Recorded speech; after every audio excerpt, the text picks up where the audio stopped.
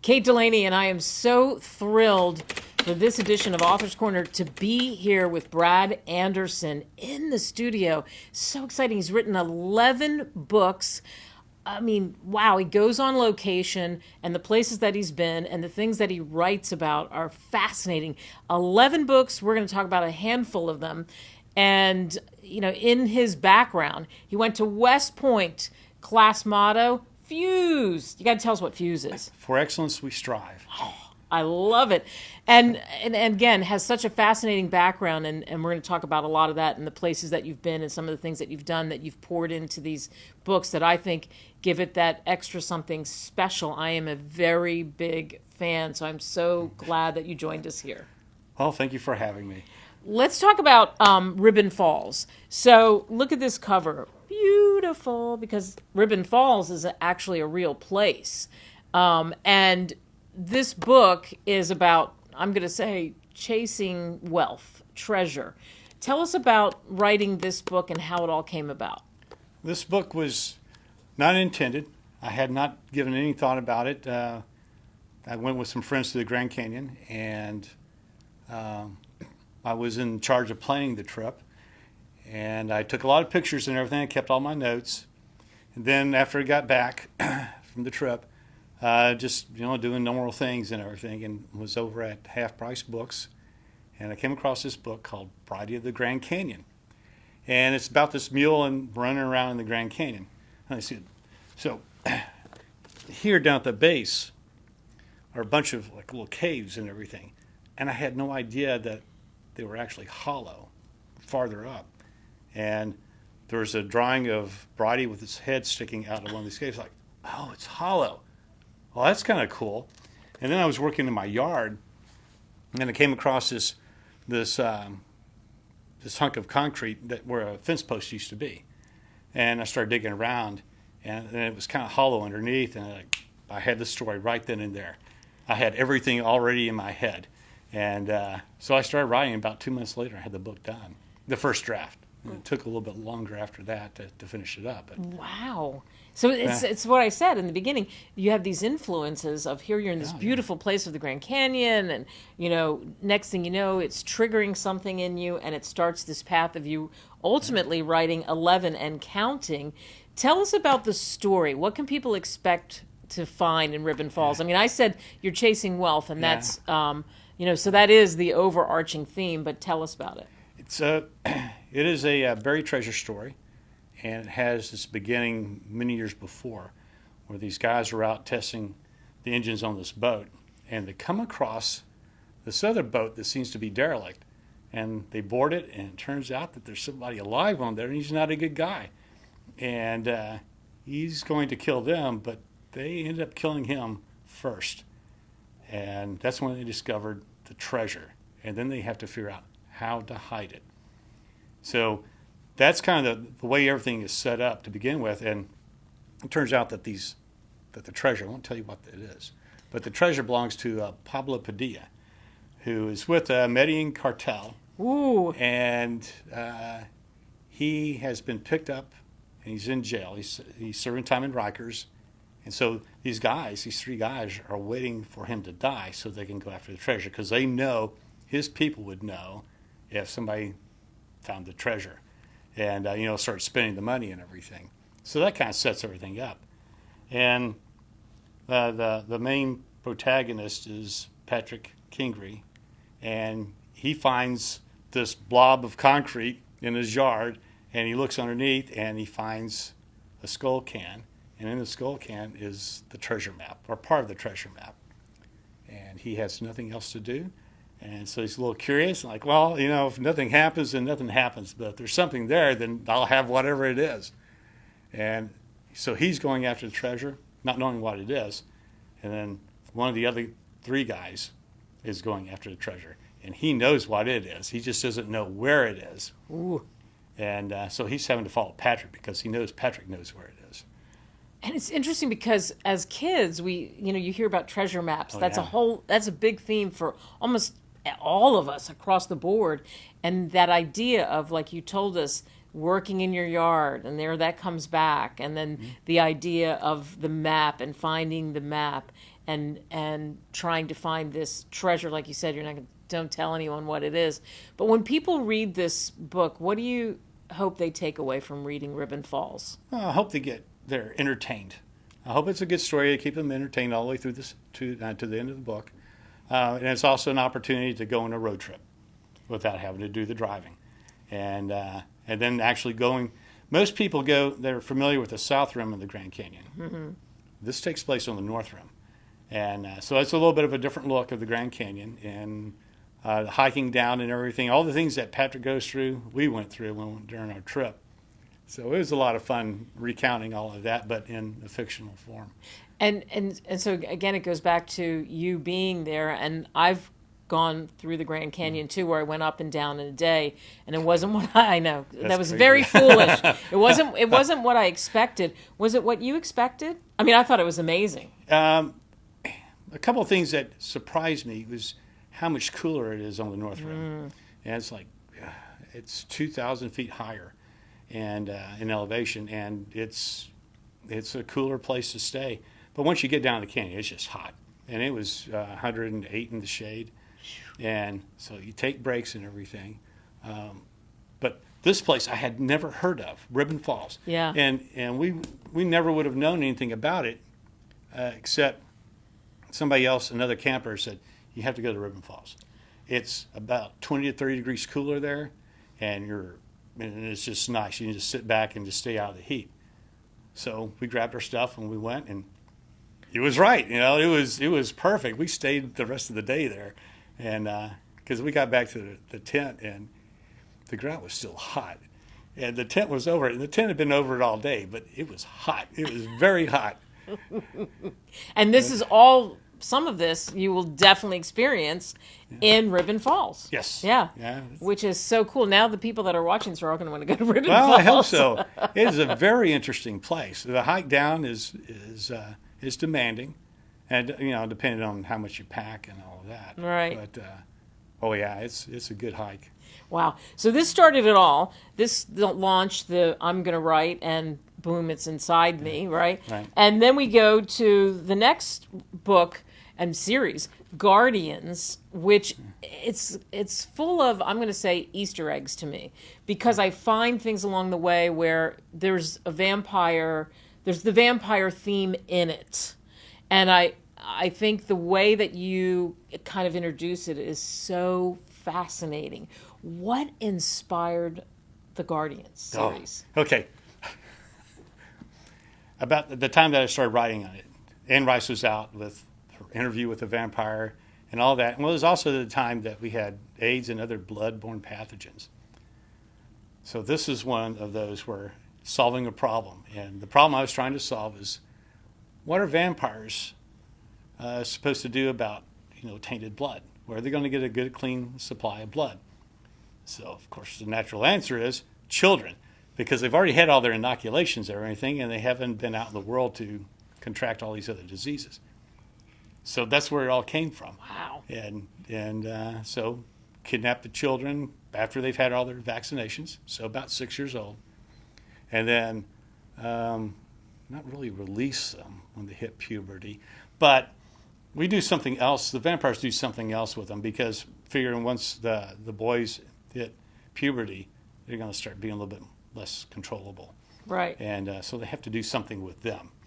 And anyway, that's pretty much how it got started. And so it's a series, but tell us about, just kickstart the first part of it as you get us into it, because like I said, you don't hit us over the head like Anne Rice does with the vampires.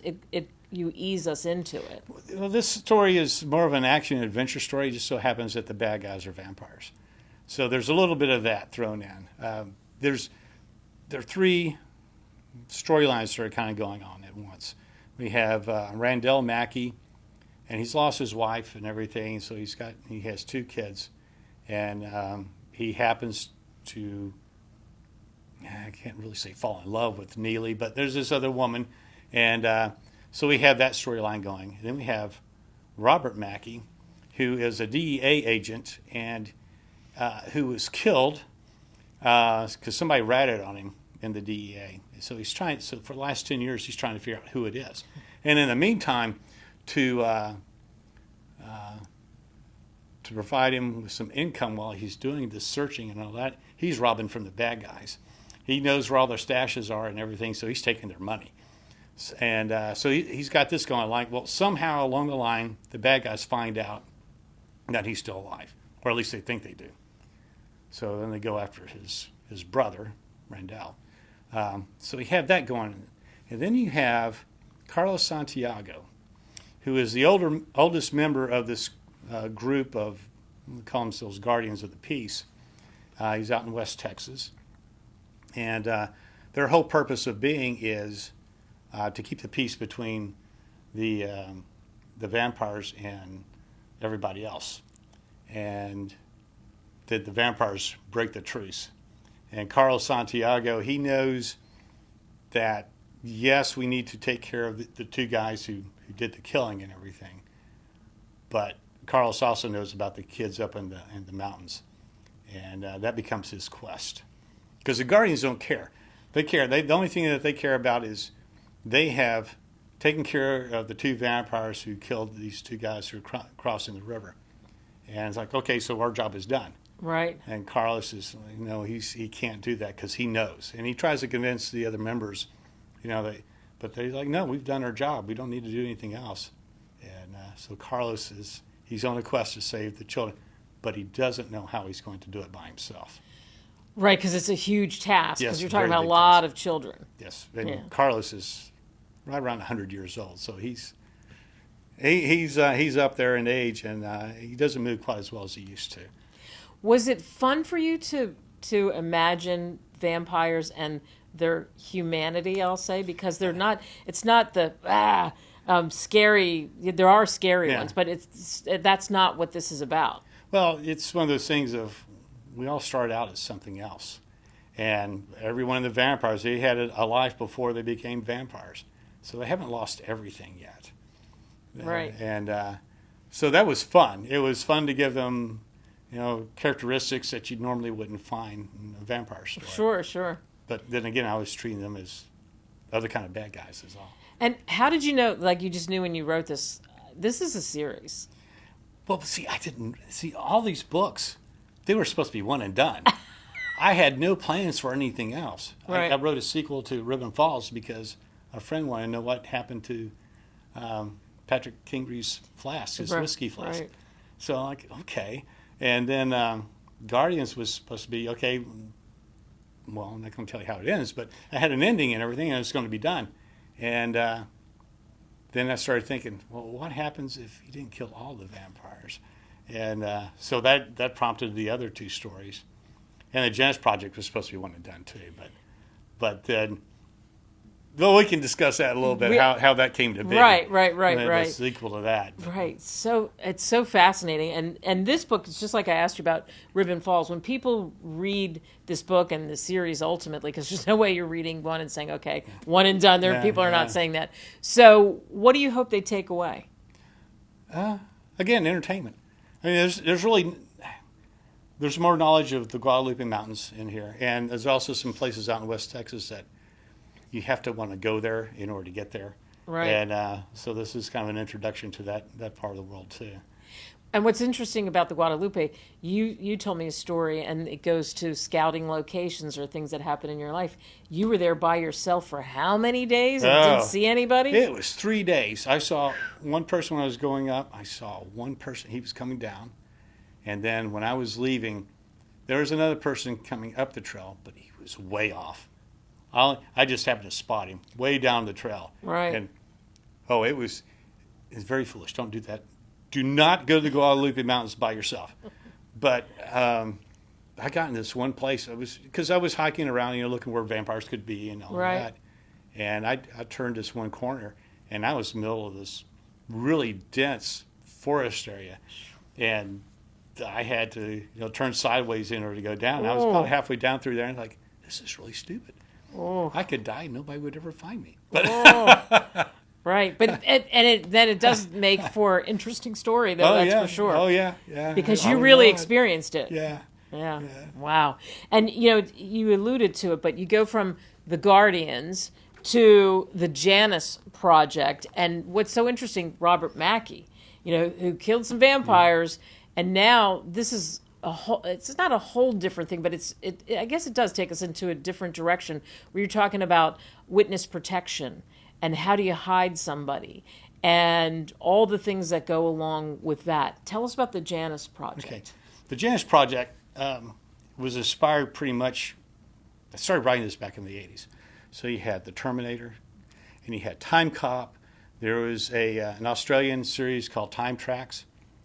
So all those things were going on at the time. And I was home on leave, and there's this road. It's a county road, and it's also known as a river road. And I swear, even today, I swear that road was covered in oyster shells. What? But you go and you talk to everybody else. I said, no, it's always been paved. But so that started me thinking, like, oh, what if, And in this case, with the Janus Project, we're hiding people who are marquee witnesses, and there's no other place to hide them except in the past. And so instead of your normal things where you're going back in time to change things, we're going back in time not to change anything, but just to insert the witness into a different life until it's time for them to testify.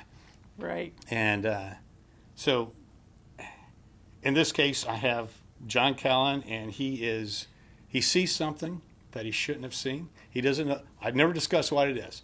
And he didn't even know what it was. He had no idea what the significance of it was. But our bad guy, or the bad woman in this case, is Morgan Ropp, and she can't take the chance that he didn't see something. So in an attempt to kill him, she kills his wife and daughter. And so that sets him off on a revenge thing, and then the Marshal Service steps in and says, no, we can't let you do that. But what we can do is put you in protective custody. And so that's how he gets started. And so interesting. And in this book, there is a lot of twists and turns. I mean, I think it is a real thriller with that element, like as you explained it, with time. So different from what you see with like time travel. You're right. Everything is the same. So everything's the same. Boom, insert the person you're trying to hide. Yeah. How'd you come up with that idea? Oh gosh, I don't really remember. But it was in the process of writing, But it was at the time of realizing the oyster shells and everything, and like, well, I know it was oyster shells. It was, and from that, it somehow became hiding witnesses, because it was also around this time we were starting getting. This was in the late '80s. So we're getting more and more wired into everything. Yeah. And so if you look at how you want to hide a witness, well, there are things that you have to do. One of the things is you need to secure the area. You secure the area, you start denying activity in that area, and the next thing you know, you've got this bubble of silence around that area. There's no activity taking place. Right. Bad guys are going to think, hey, there's something going on. Good guys are going to think, there might be something going on. I wonder what's going on. So then all of a sudden you have all these eyes in this one area where you're trying to hide the person. And then you're left with moving them. And you move them. That creates all sorts of other possibilities of bad things happening. Right. So you stick in the one place where nobody cares. Exactly. I mean, it's just a stroke of brilliance, actually, because I combed through so many different things and I could not find anybody who did that. Things with time, but not the way that you so brilliantly executed it in the Janus Project. So it's the same question, but when people read this, you want them to be entertained, right? Oh, yes. You want them to let their mind sort of run wild. Well, yeah, and this takes place kind of where I grew up. So it's another thing of, introducing people to an area that they probably would not normally go to. So. Well, now, okay, the area where you grew up was outside of Houston. Right. Right. Yeah. So south of Houston and southwest. But yeah, small town, and Brazoria is another small town nearby, and so it was fun. It was fun going to all these places and like, oh yeah, I can add this into the story. Right. And you can tell you're having such a great adventure in doing this, and you've got other things in the works. So after these 11, what's next now? Okay, I have another Janus Project story, and this one it's tentatively called Hijacking Skylab. Ooh. My witness this time is a woman who has taken the Jane Seymour Youth Treatment. She has not changed in 30 years. So one of the limitations I have introduced in the Janus Project is that we don't go back more than 30 years on Earth. And, Skylab isn't on Earth, and we could tuck her away, and nobody will ever know. Because in 1977, which is when that part of the story takes place, Skylab was vacant. Had been vacant for a while. And so it's a nice, safe place. And, of course, nothing goes right. But because, okay, I can tell a little bit about this. The Russians are interested in what's on Skylab because they're planning on going into Afghanistan, which they do in a couple of years afterward. And they want to make sure that their camouflage patterns and everything, all the things that they've tried to do to hide their equipment, is invisible from space, because the Russians figure if the Americans can help out the people of Afghanistan, defeat us, then they will. So we need to get all that information first. And so we have a cosmonaut going to Skylab thinking that the place is empty. Ooh. And everybody on Skylab thinking, oh, there's not going to be anybody bothering us. Ooh. So that's kind of, and this is one of those stories where it has required a lot of research on Skylab, how it works, what was happening with it at the time. And, you mean you haven't been up in space? No, not yet. Not yet. I'm hoping. I have been to NASA a few times. Yeah. But that's about as close as I've gotten. So. Yeah, so interesting. I mean, I can tell you're having a ball doing this. Would you have ever thought that, I mean, I even brought up you went to West Point. Would you ever have thought that young man would end up writing all these books? No, never in a million years. And it was just, starting work on the Janus Project was just one of those things. Like, oh, I got this idea. I'm going to see what I can do with it. And, next thing I know, I have a book written and everything. And this was one, but with the Janus Project, it was actually the first one I wrote. But I didn't publish it first because I tried to go in the normal way. Right. Regular sure. commercial book publishers and everything. And I wasn't getting anywhere. And finally, I decided to go on the Vanity Press side. And I found Outskirts Press, and they've been very good for me, and so that's, so the first book I published was Ribbon Falls because I wanted to see what the process was. Right. And it worked out very well. So I've been with them ever since. Nice. I like that story. Well, we just can't wait for the next one and the next one after that, and who knows what's after that. Brad, thank you so much for coming on. Well, thank you. I had a good time. I did too.